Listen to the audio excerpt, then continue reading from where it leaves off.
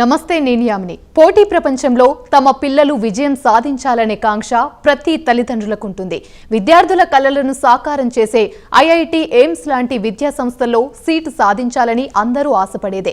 మరి అటువంటి విద్యా సంస్థల్లో సీటు సాధించాలంటే ఏం చేయాలో వివరించడానికి నానో విద్యా సంస్థల నిపుణులు మన స్టూడియోలో ఉన్నారు.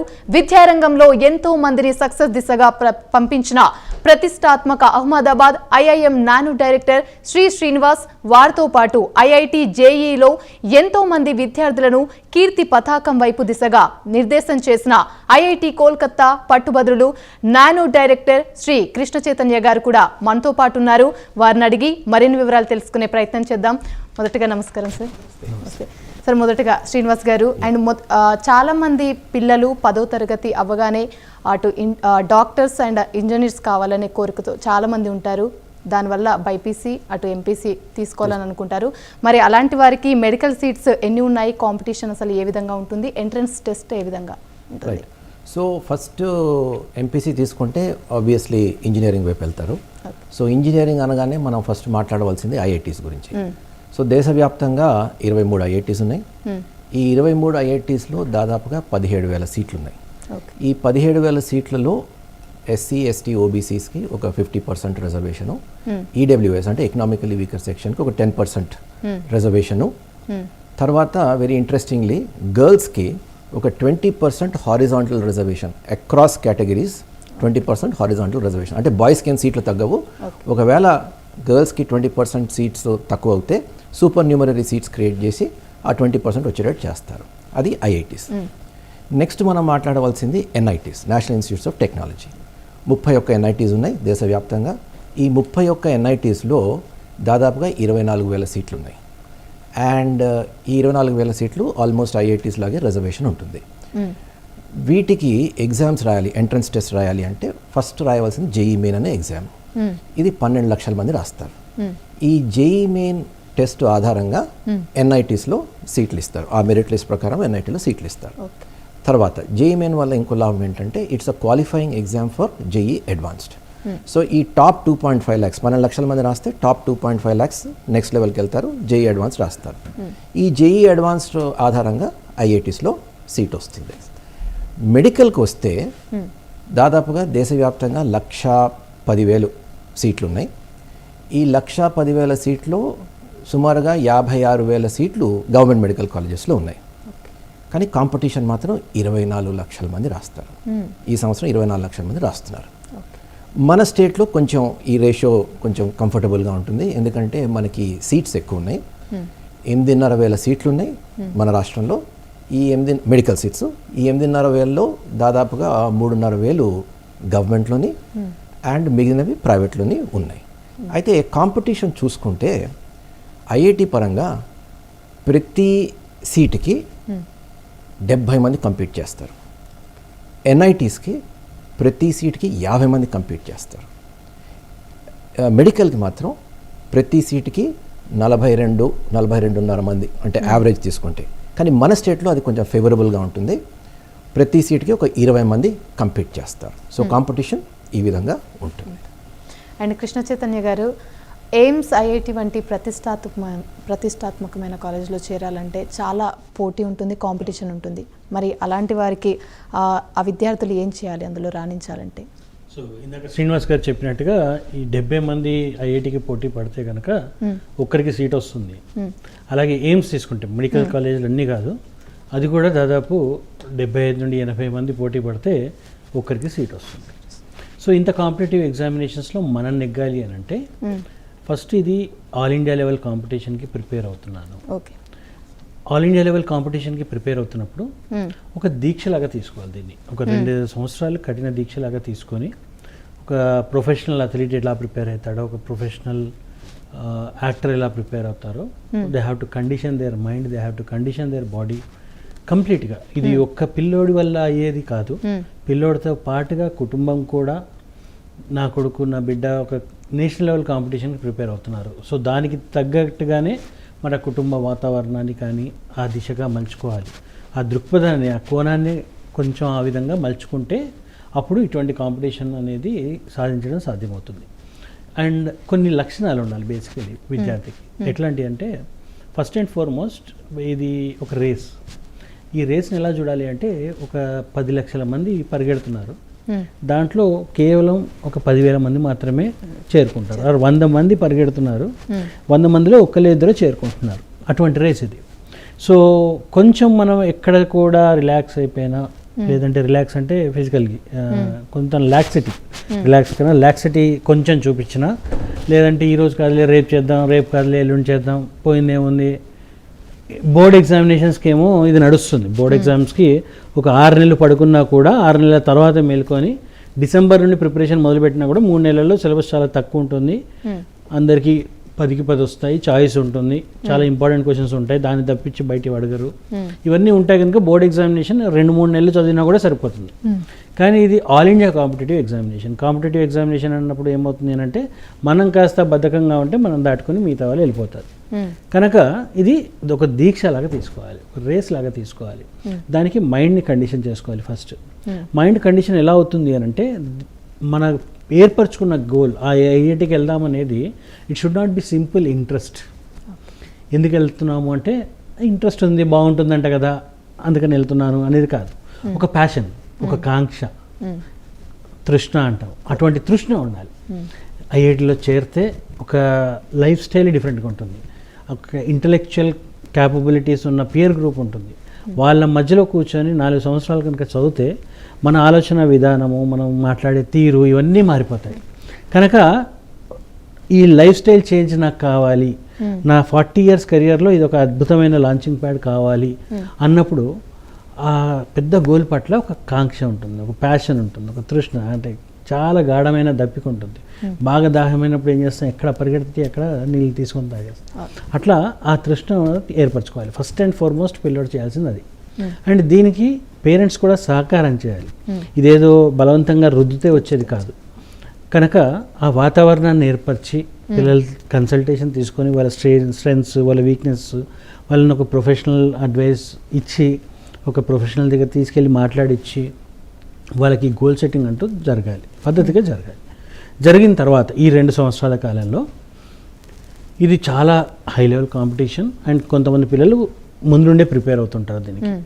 దాదాపు ఒక 50 to 60% ర్యాంక్స్ ఆల్రెడీ రిజర్వ్ అయిపోయాయి. వాళ్ళు 6th నుండే ప్రిపరేషన్ స్టార్ట్ చేశారు. కనుక ఈ 2 సంవత్సరాల టైం మాత్రం ఎటువంటి డిస్టర్బెన్సెస్ ఇంట్లో కానీ, మనసులో కానీ, జేబులో కానీ పెట్టుకోకూడదు. ఇంట్లో పెట్టుకోవడం అంటే గృహప్రవేశాలు, కట్టడాలు, రిపేర్స్, ఇవి అవి 2 సంవత్సరాలు ఖచ్చితంగా దూరంగా ఉండాలి. జేబులో పెట్టుకోవాలంటే అనవసరమైన ఎక్స్పెన్సెస్, అంటే నాకు బర్డెన్కి మించిన ఎక్స్పెన్స్ యాజ్ ఎ పేరెంట్గా నేను పెట్టుకుంటే ఆ ఇరిటేషన్ కానీ, ఆ ఫ్రస్ట్రేషన్ కానీ పిల్లల మీద పడతాయి. కనుక ఇప్పుడు పెద్ద పెద్ద ఇన్వెస్ట్మెంట్స్కి వెళ్ళడమో, ఏదో రిస్కీ ఇన్వెస్ట్మెంట్కి వెళ్ళడమో ఈ టైంలో అసలు పొరపాటున కూడా చేయకూడదు.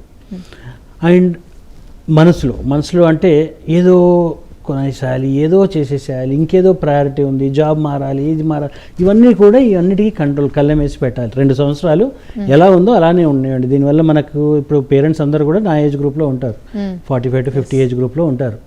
మన జీవితంలో 2 సంవత్సరాలు అటు ఇటు అయితే పెద్ద పొడిచేది ఏముండదు. అయి ఉంటే ఇప్పటివరకే అయిపోయి ఉండేది, లేదంటే దీని తర్వాత కూడా. So these 2 years doesn't make much of a difference in parents life style. తల్లిదండ్రుల పాత్ర అనేది చాలా కీలకం అంటారు. చాలా కీలకం. అండ్ వాళ్ళకి ఈ సమయంలో వాళ్ళు చేసేదానికన్నా పిల్లోడి ఈ 2 years అనేది చాలా క్రిటికల్. 100 times 1000 times రిటర్న్స్ వచ్చే కాలం. కనుక మనం అన్నీ కూడా కంట్రోల్ పెట్టుకొని పిల్లోడి మీదే ఈ 2 సంవత్సరాలు కనుక ఇన్వెస్ట్ చేసినట్టయితే అద్భుతమైన రిటర్న్స్ వచ్చేస్తాయి. అండ్ శ్రీనివాస్ గారు, సిబిఎస్ఈ విద్యార్థులు ఐఐటికి ప్రిపేర్ కావాలంటే సిబిఎస్ఈలోనే కంటిన్యూ అవ్వాలా, లేదంటే ఇంటర్మీడియట్కి షిఫ్ట్ అవ్వాలా? షిఫ్ట్ అయితే ఎలా రాణించగలరు? ఇది ఒక పెద్ద క్వశ్చన్ సిబిఎస్ఈ పేరెంట్స్కి. ఎందుకంటే దెర్ ఇస్ అ ఫీలింగ్, ఒక అపోహ ఏంటంటే CBSE syllabus, CBSE system state board కన్నా కొంచెం సుపీరియర్ అన్న ఒక అపోహ చాలామంది పేరెంట్స్లో ఉంటుంది. అయితే ఫస్ట్ సిలబస్ ప్రకారం చూసుకుంటే physics and chemistry CBSE follow అయ్యే టెక్స్ట్ బుక్సే మన స్టేట్లో ఇంటర్మీడియట్లో కూడా అదే టెక్స్ట్ బుక్స్ ఫాలో అవుతాం. వీ హ్యావ్ ఎన్సీఆర్టీ బుక్స్, మేము అదే ఫాలో అవుతాం. మ్యాథ్స్ విషయానికి వస్తే ఇంటర్మీడియట్ మ్యాథ్సే కొంచెం పై చేయని చెప్పాలి. ఎందుకంటే ఇంటర్మీడియట్ మ్యాథ్స్ సిబిఎస్ఈ మ్యాథ్స్ కన్నా కొంచెం ఎక్కువే ఉంటుంది. సో సిలబస్ పరంగా చూసుకుంటే overall syllabus CBSE intermediate superior. రెండో విషయం, ఐఐటి కోచింగ్కి వస్తే మాత్రము మన లోకల్ ఇంటర్మీడియట్ కాలేజెస్లో we follow what is known as integrated programme. So integrated ప్రోగ్రాంలో ఏం చేస్తామంటే ఐఐటితో పాటు ఇంటర్మీడియట్ చేస్తాం. సో బోర్డ్తో పాటు ఇంటర్మీడియట్ కోచింగ్ నడుస్తుంది. సో ఈ ఐఐటి కోచింగ్ మొదటి నుంచి నడుస్తుంది కాబట్టి దాదాపుగా మనకి రోజుకి ఒక 9 గంటలు దొరుకుతుంది కోచింగ్ చేయడానికి. అదే సిబిఎస్ఈ స్కూల్లో ఏమవుతుంది అంటే 9 to 3 వాళ్ళు టిపికలీ బోర్డ్ ఎగ్జామ్ ప్రిపేర్ అవుతారు.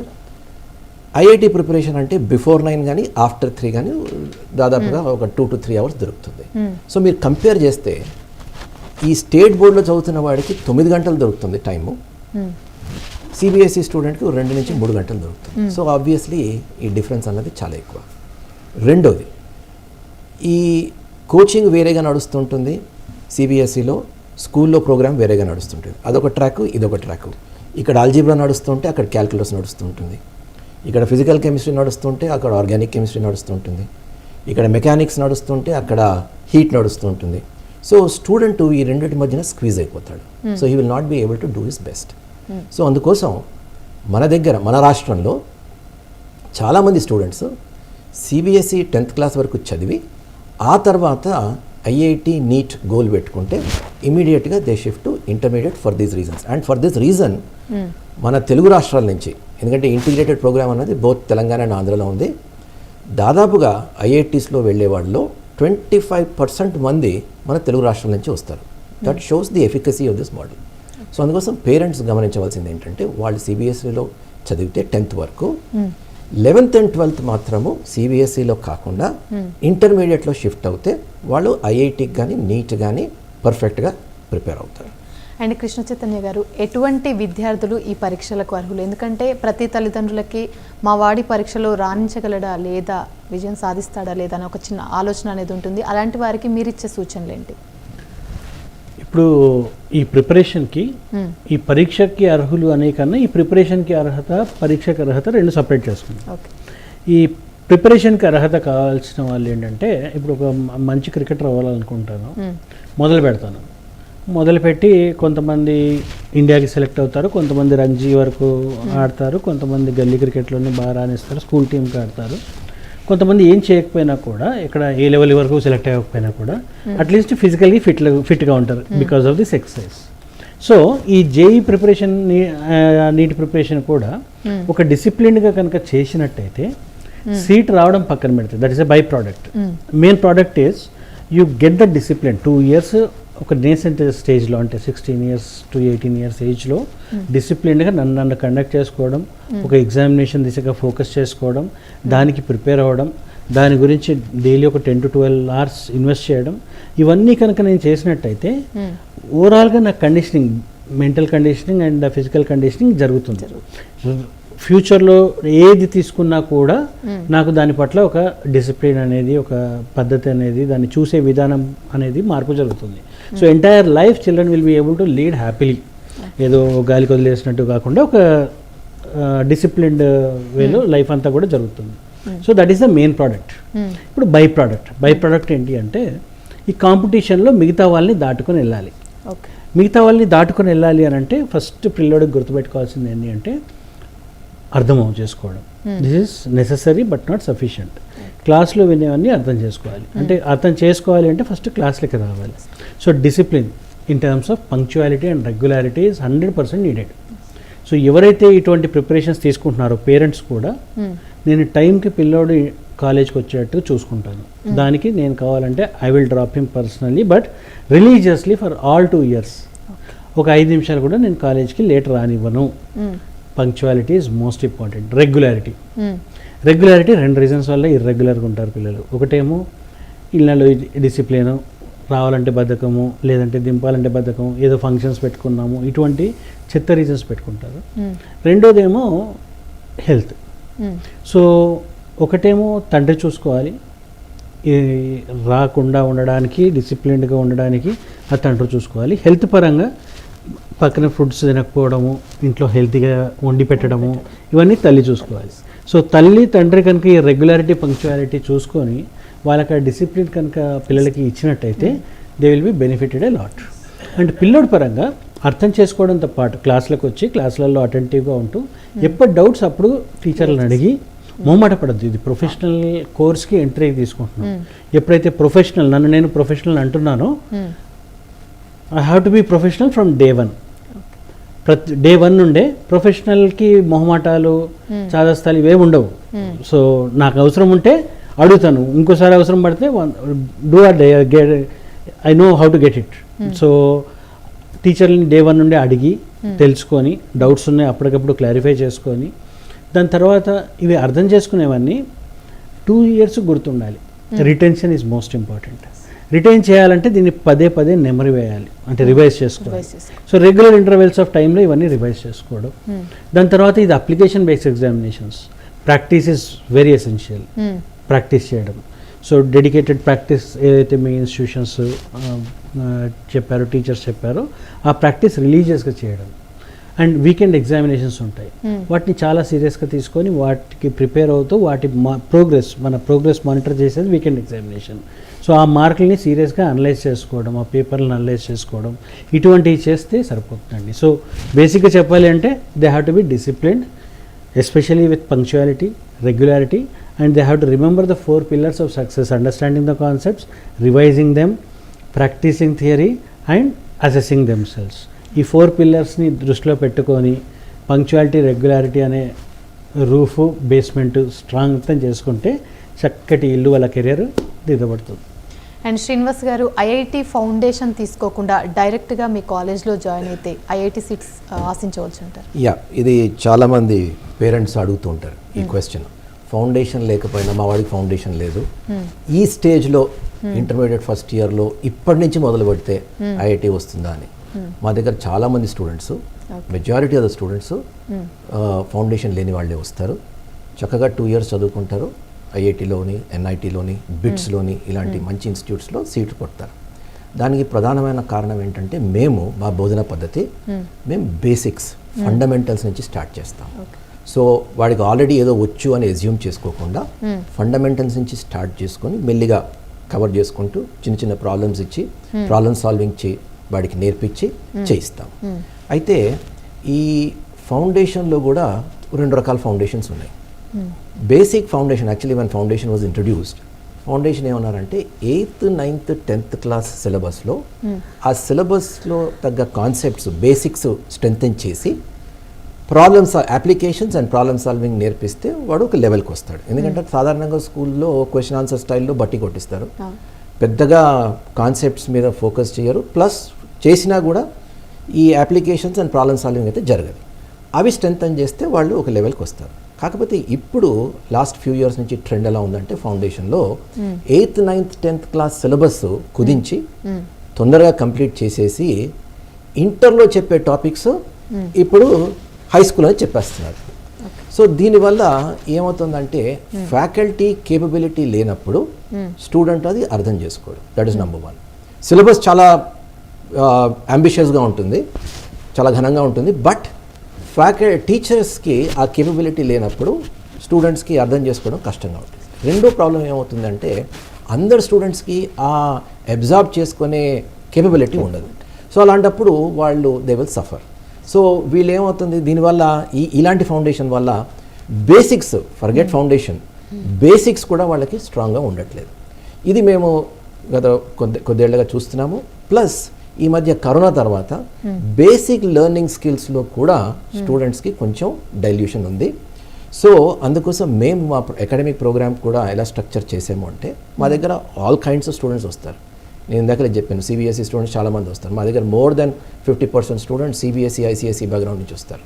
స్టేట్ బోర్డ్ వాళ్ళు వస్తారు, ఫౌండేషన్ తీసుకున్న వాళ్ళు వస్తారు. ఇందాక చెప్పాను స్యూడో ఫౌండేషన్ అనుకుంటారు కానీ బట్ స్యూడో ఫౌండేషన్ అలాంటి వాళ్ళు వస్తారు, ఫౌండేషన్ లేని వాళ్ళు వస్తారు. ఏమైనా పర్వాలేదు, ఇందాకలా కృష్ణ చైతన్య ఎక్స్ప్లెయిన్ చేసినట్టు ఆ ఎఫర్ట్ ఆ విధంగా పెడితే, dedication, sincerity, regular, punctual 2 years concentrate చేస్తే ఐఐటి సీట్ తెచ్చుకోవచ్చు. పెద్ద విషయం కాదు. చాలా సక్సెస్ స్టోరీస్ మా దగ్గర ఉన్నాయి. వాళ్ళు 10th క్లాస్ వరకు ఏ ఫౌండేషన్ లేకపోయినా ఇప్పటి నుంచి కాన్సన్ట్రేట్ చేసి 2 years కష్టపడి తెచ్చుకున్న వాళ్ళు చాలామంది ఉన్నారు. సో అబ్సల్యూట్లీ పేరెంట్స్కి ఎటువంటి అపోహలు వద్దు. Now they can transform. And Krishna Chaitanya గారు, నానాలో అకాడమిక్ ప్రోగ్రామ్ ఏ విధంగా ఉంటుంది? నానోలో అకాడమిక్ ప్రోగ్రామ్ కొంచెం డిఫరెంట్గా ఉంటుంది. అంటే మిగతా సో కాల్డ్ కార్పొరేట్ కాలేజెస్తో పోల్చుకుంటే ఏ విధంగా డిఫరెంట్గా ఉంటుంది అని అంటే, ఇది స్టూడెంట్స్కి టీచ్ చేస్తుంటాం మనం. బేసికలీ స్టూడెంట్స్కి టీచ్ చేస్తున్నప్పుడు ఏమవుతుందంటే, more than mathematics, though I'm a mathematics teacher, ఇక్కడ మ్యాథమెటిక్స్ కన్నా కూడా సైకాలజీ ఎక్కువ అవసరం పడుతుంది. ఇప్పుడు 10 చాప్టర్లు ఉన్నాయి, 10 నెలలు ఉన్నాయి అంటే మ్యాథమెటిక్స్ ఏం చెప్తుందంటే నెలకు ఒక చాప్టర్ చెప్పమని చెప్తుంది. సైకాలజీ ఏం చెప్తుందంటే స్టార్టింగ్లో పిల్లలు కొత్తగా వచ్చారు, అప్పుడప్పుడే ఇంకా అలవాటు కాలేదు సిలబస్, కనుక ఫస్ట్ చాప్టర్కి ఎక్కువ టైం తీసుకుంటారు. ఇది అలవాటు అవుతూ ప్రోగ్రెస్ అవుతుంటే లాస్ట్లో చాప్టర్ చాలా త్వరగా అర్థం చేసుకుంటారు అని చెప్తుంది. సో ఈ ప్లానింగ్, అకాడమిక్ ప్లానింగ్ అనేది కూడా ఈ సైకాలజికల్ ఆస్పెక్ట్స్ ఆఫ్ చిల్డ్రన్ ఇవి దృష్టిలో పెట్టుకొనే చేయడం జరుగుతుంది. And second thing, micro scheduling అనేది మా దగ్గర ఉండదు, డీటెయిల్డ్ ప్లానింగ్ ఉంటుంది. డీటెయిల్డ్ ప్లానింగ్కి మైక్రో షెడ్యూలింగ్కి ఏం తేడా అంటే, షెడ్యూలింగ్లో ఏమవుతుందంటే ఎండొచ్చినా వాన వచ్చినా ఏమొచ్చినా irrespective of that the schedule will go on. But learning will not happen that way. Learning మీద చాలా ఎక్స్టర్నల్ ఫ్యాక్టర్స్ ఉంటాయి, ఇంటర్నల్ ఫ్యాక్టర్స్ కూడా ఉంటాయి. ఒక టీచర్కి ఒక మూడ్ బాగాలేదు ఫర్ వాట్ ఎవర్ రీజన్, సంవత్సరం కాలం మనం ప్లాన్ చేస్తున్నాం, సంవత్సర కాలాన్ని ఈరోజే ప్లాన్ చేయడానికి కుదరదు. సో ఆ ప్లానింగ్లో కొంచెం లివరేజ్ అని ఉండాలి, ఒక మార్జిన్ ఆఫ్ ఎర్రర్. ఈరోజు నాకు చెప్పలేదు, లేదంటే నాకు హెల్త్ బాగాలేదు చెప్పలేకపోయాను, there should be some question for that. So ఈ క్వశ్చన్ అనేది మైక్రో షెడ్యూలింగ్లో చాలామంది ప్లాన్ చేయరు, whereas we properly perfectly plan that questioning. And most importantly మా ప్లానింగ్లో 2 ఆస్పెక్ట్స్ వస్తాయి. ఒకటి, ఇది మన చదువుకుంటున్న ప్రాసెస్ని ఎలా చదువుకుంటున్నాం, ఎలా నేర్చుకుంటున్నాం అనేది కళ్ళకి కనబడదు. సో ఇదంతా కూడా లోపల జరుగుతుంది, none of us can visualise that. So దీనికి ఒక అనాలజీ డ్రా చేసుకుంటే, కసరత్తు కండలు, సో ఇక్కడ బ్రెయిన్ కండరాలు పెంచుతున్నాం, చదువుకోవడం అంటే బ్రెయిన్ కండరాలు పెంచుతున్నాం. సో ఫిజికల్గా మనం కండరాలు పెంచేటప్పుడు ఏం చేస్తాం, రిచ్ ప్రోటీనియస్ ఫుడ్ తీసుకుంటాం, which is good concept and understanding. Lectures ద్వారా, పుస్తకాల ద్వారా, ప్రాక్టీస్ ద్వారా మంచి ఆహారం మెదడుకు మనం చేర్పిస్తున్నాం. కేవలం మంచి ఆహారం తీసుకున్నంత మాత్రాన కండలు వస్తాయా అంటే రాదు, కసరత్తు చేయాలి. కసరత్తు అంటే ఇక్కడ ప్రాక్టీస్. సో ప్రాక్టీస్, లెర్నింగ్ ఇవి బ్యాలెన్స్డ్గా ఉన్నప్పుడు మాత్రమే మైండ్ అనేది గ్రో అవుతుంది.